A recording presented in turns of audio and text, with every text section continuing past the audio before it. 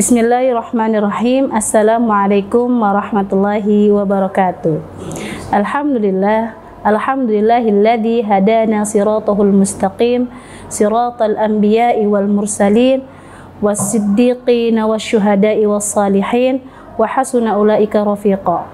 Asyhadu an la ilaha illallah wahdahu la syarikalah, wa asyhadu anna Muhammadan abduhu wa rasuluh. Rabbi shrah li sadri wa yassir li amri wahlul 'uqdatam min lisani yafqahul qawli, amma ba'du.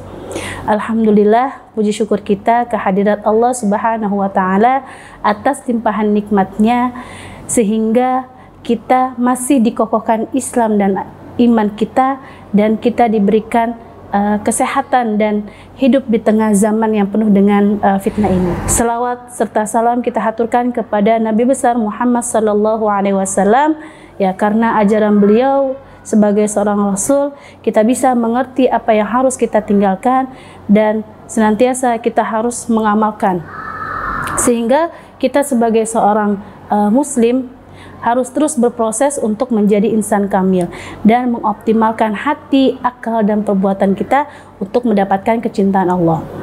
Pada akhirnya kita akan meninggalkan dunia yang fana ini dengan predikat husnul khotimah. Amin ya rabbal alamin.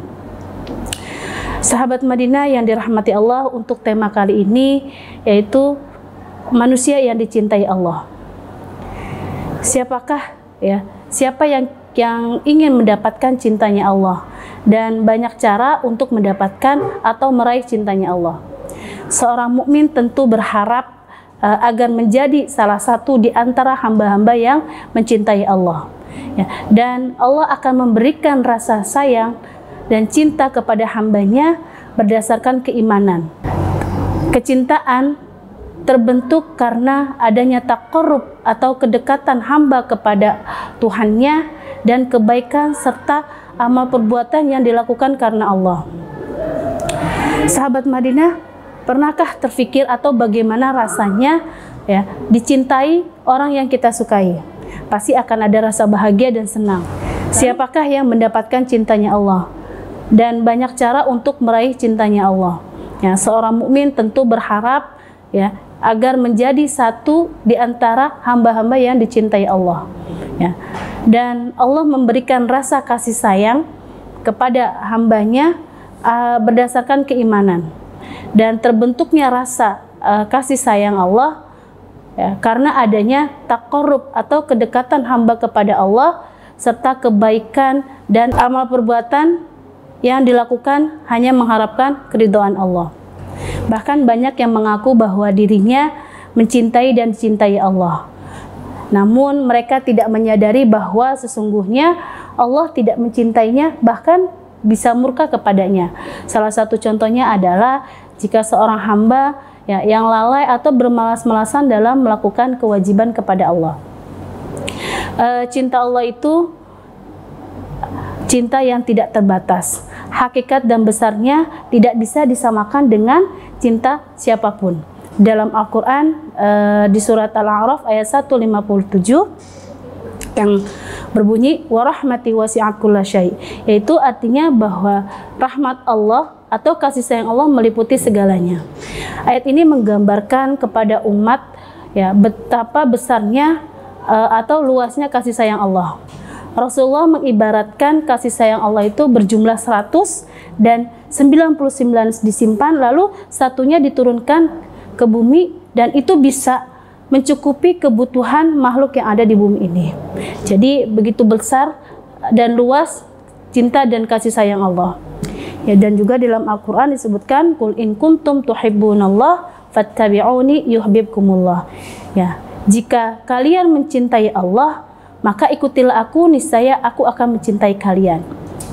Dan di hadis juga diriwayatkan dari Anas bin Malik, ya, Rasulullah bersabda, ada 3, jika ketiganya terdapat di diri seorang muslim, maka dia akan merasakan kelezatan iman atau manisnya iman, yaitu hendaklah ia mencintai Allah dan Rasulnya di atas dirinya sendiri, dan hendaklah ia mencintai seseorang Dan hendaklah ia mencintai seseorang melainkan ia mencintai karena Allah.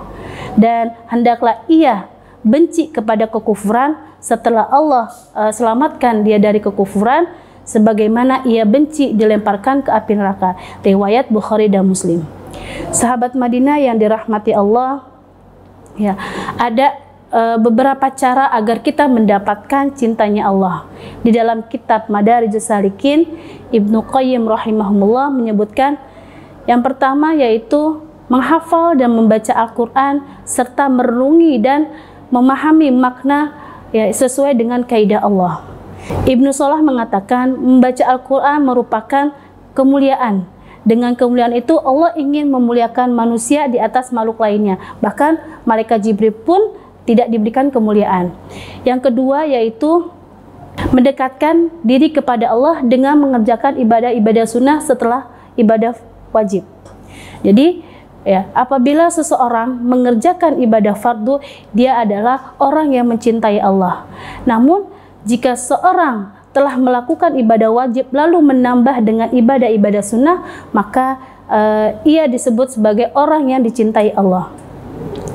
Yang ketiga yaitu senantiasa berzikir kepada Allah dalam setiap tingkah laku melalui lisan, hati, dan amal perbuatan. Dan kadar kecintaan seseorang terhadap Allah tergantung kepada kadar zikirnya kepada Allah. Ya, Rasulullah Shallallahu Alaihi Wasallam bersabda, Allah Azza wa Jalla berfirman, aku bersama hambaku selama ia mengingatku dan kedua bibirnya berzikir kepadaku. Yang keempat yaitu memprioritaskan cinta kepada Allah, ya, di atas cinta kepada diri dia sendiri. Artinya ia rela cinta kepada Allah meskipun beresiko tidak akan dicintai oleh makhluknya. Yang kelima yaitu bangun di sepertiga malam untuk bermunajat, bertaubat serta beristighfar atas dosa yang dia lakukan.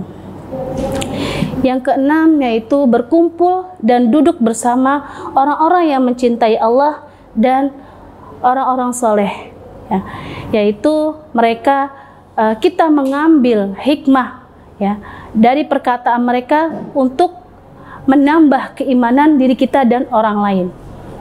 Ya.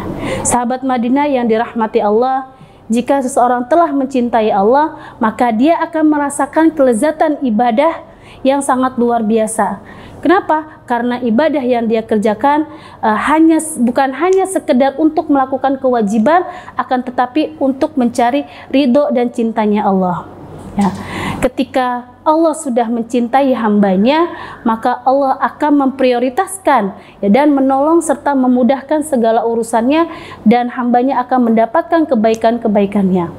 Dalam hadis Allah menyebutkan orang-orang yang dicintai Allah yaitu idza ahabballahu ta'ala al-ab, apabila Allah mencintai hambanya, wa nada fulan, itu Allah menyuruh kepada Jibril, sungguhnya aku mencintai fulan, maka cintailah. Lalu Jibril pun menyuruhkan kepada para penduduk langit, sungguhnya Allah mencintai fulan, maka cintailah. Maka para penduduk langit itu mencintai dan kemudian menjadi orang yang diterima di muka bumi. Dan di dalam Al-Quran juga dikatakan, innal ladzina amanu wa amilus solihati sayaj'alu lahumur rahmanu wudda, yang artinya sungguhnya orang-orang beriman, ya, dan beramal soleh, Allah jadikan orang-orang sekelilingnya mencintainya. Ya, berarti bahwa apabila orang beriman dan beramal soleh, ya, dia disayang banyak kalangan, itu tandanya cinta Allah kepadanya. Tapi apabila ia, ya, dianggap buruk oleh kalangan atau masyarakat, itu tanda bahwa Allah murka kepadanya. Sahabat Madinah yang dirahmati Allah, semoga Allah menjadikan kita termasuk orang-orang yang disebut dalam hadis yang tadi, ya, dimudahkan untuk meraih kecintaan Allah. Kecintaan kita kepada Allah harus melebihi kecintaan kita kepada keluarga, istri, anak, maupun harta yang kita miliki. Cinta Allah harus di atas segala cinta. Ada doa yang diajarkan Rasulullah kepada hambanya agar lebih dicintai Allah. Allahumma inni as'aluka hubbak wa hubba man yuhibbuk wal amalul ladzi yuballighuni hubbak. Yang artinya, ya Allah, aku memohon kepadamu kecintaanmu dan kecintaan orang-orang yang mencintaimu serta amalan yang menyampaikan kepada kecintaanmu. Allahumma ja'al hubbak ahabbu ilayya min nafsi wa ahli wa minal ma'i barid. Ya Allah, jadikan kecintaanmu lebih aku cintai daripada diriku, keluargaku, serta air dingin. Aqulu qawli hadza wa astaghfirullahu li wa lakum wa lisairil muslimin min kulli dzambin wastaghfiruhu innallaha ghafurur rahim. Assalamualaikum warahmatullahi wabarakatuh.